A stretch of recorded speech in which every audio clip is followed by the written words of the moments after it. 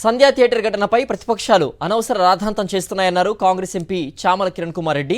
కేంద్ర రైల్వే మంత్రితో పాటుగా బండి సంజయ్, పురంధేశ్వరి వంటి వారు దీనిపై అవసరం లేకున్నా స్పందిస్తున్నారన్నారు.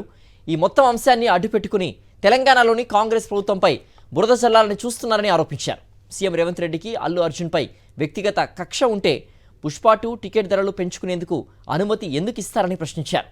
అల్లు అర్జున్పై కేసు ఎందుకు పెట్టాల్సి వచ్చిందో నిన్న పోలీసులు స్పష్టంగా చెప్పారన్నారు చామల కిరణ్.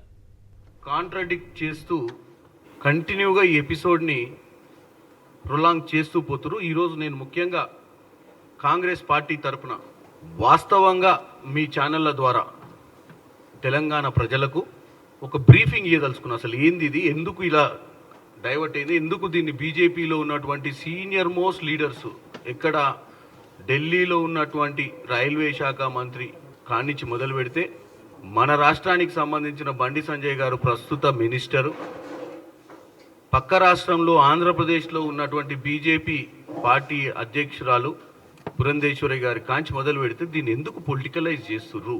పొలిటికలైజ్ చేయాల్సిన అవసరం ఏముంది? సమస్య వచ్చినప్పుడు అన్ని పార్టీలు కూడా సమస్యపై దృష్టి పెట్టుంటే ఈ సమస్య ఎప్పుడో పరిష్కార దిశగా వచ్చేది.